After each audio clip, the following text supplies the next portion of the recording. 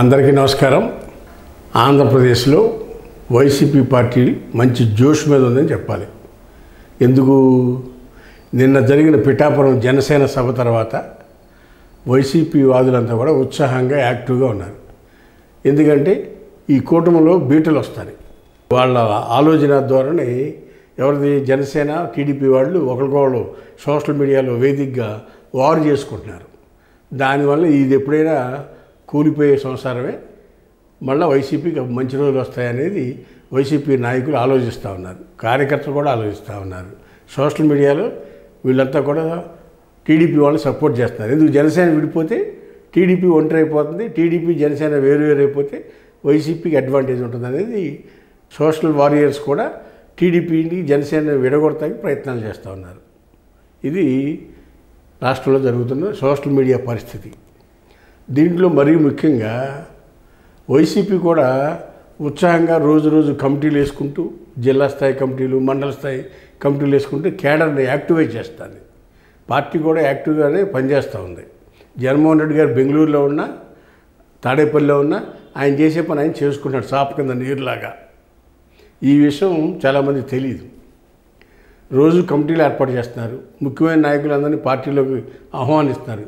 అందులో భాగంగానే గతంలో 2 సార్లు మంగళగిరి నుంచి గెలిచి లోకేష్ని 19 ఎలక్షన్లు ఓడగొట్టిన ఆళ్ళ రామకృష్ణారెడ్డి మొన్న టికెట్ ఇవ్వకపోతే అలీ పక్కకెళ్ళిపోయాడు. మంగళగిరి నియోజకవర్గంలో అనూహ్యంగా ఆళ్ళ రామకృష్ణారెడ్డి మొన్న మంగళగిరి నుంచి టికెట్ ఇవ్వకుండా బీసీ వర్గాలకు చెందిన కాండ్రు కమలకి టికెట్ ఇచ్చారు. కమలకు కూడా కాదు, కమల కోడలికి టికెట్ ఇచ్చారు. ఆ అమ్మాయి మీద 92,000 ఓట్ల మెజార్టీతో లోకేష్ గెలిచాడు. అది వేరే విషయం అనుకోండి. ఈ ఆళ్ళ రామకృష్ణారెడ్డి గారు 2 సార్లు గెలిచాడు. ఆయన అయితే మంచి ఫైట్ ఉండేది.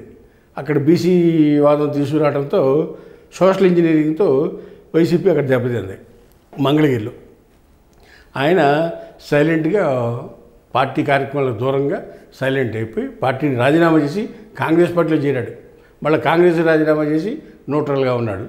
ఆయన మళ్ళీ తిరిగి ఆయన వైసీపీలో చేర్చుకోవాలని పార్టీ నాయకుడు జగన్మోహన్ రెడ్డి గారు గ్రీన్ సిగ్నల్ ఇచ్చారు ఆళ్ళ రామకృష్ణారెడ్డి గారికి. ఆయన రేపో మాపో పార్టీలో చేరేందుకు సిద్ధంగా ఉన్నాడు. అదేకాకుండా రాయలసీమలోని రాయచోటికి చెందిన కాపు రామచంద్రారెడ్డి ఈ 2 సార్లు గతంలో ఎమ్మెల్యే చేశాడు. ఆయన జగన్మోహన్ రెడ్డికి సన్నిహితుడు, వైఎస్ఆర్ ఫ్యామిలీకి సన్నిహితుడు.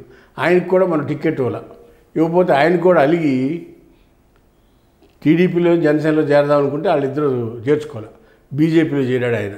బీజేపీ వాళ్ళు ఆయనకి ఏ రకమైన ప్రయారిటీ ఇవ్వలేదు. మొన్న ఎమ్మెల్యే ఎలక్షన్లో సీటు కూడా ఇవ్వలేదు ఆయనకి. దాంతో ఆయన బీజేపీ వాళ్ళు ఏ ప్రోగ్రాంకి పిలవకపోవడం వల్ల బీజేపీలో ఇవ్వలేక ఆయన కూడా తిరిగి వైసీపీ రావాలనే ఆలోచనలో ఉన్నట్టు తెలుస్తుంది. ఆయనకు కూడా జేపీకి గ్రీన్ సిగ్నల్ ఇచ్చి సీట్ హామీ ఇచ్చారు జగన్మోహన్ రెడ్డి గారు. దాంతో ఆయన కూడా తిరిగి మళ్ళీ వైసీపీలో యాక్టివ్ అవుతానికి ప్రయత్నం చేస్తారు. అంతేకాకుండా తూర్పుగోదావరి జిల్లాలో కూటమిలో ఒక నాయకుడు గతంలో టికెట్ ఇవ్వకపోతే అలిగి సైలెంట్గా ఉన్నాడు.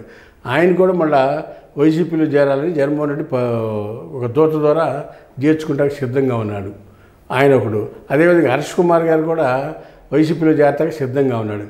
ఇలా వైసీపీ పార్టీ ఎవరు వస్తారన్నా సరే అందరినీ చేర్చుకుని పార్టీని బలోపేతం చేసే దిశగా వైసీపీ నాయకత్వం ఆలోచిస్తోందనేది ఈ సందర్భంగా మీ అందరికీ తెలియపరుస్తున్నా. హాయ్ ఫ్రెండ్స్, మా ఫ్యూచర్ టుడే ఛానల్ చూస్తున్నందుకు చాలా థ్యాంక్స్. మరిన్ని లేటెస్ట్ వీడియోస్ కోసం వెంటనే సబ్స్క్రైబ్ చేయండి. అలాగే ఈ బెల్ ని కూడా రింగ్ చేసేయండి. మా లేటెస్ట్ వీడియోస్ నోటిఫికేషన్స్ అన్నీ మీ మొబైల్లో వస్తాయి. మా వీడియోస్ మీకు నచ్చితే లైక్ చేయండి, షేర్ చేయండి, నచ్చకపోతే కామెంట్ చేయండి.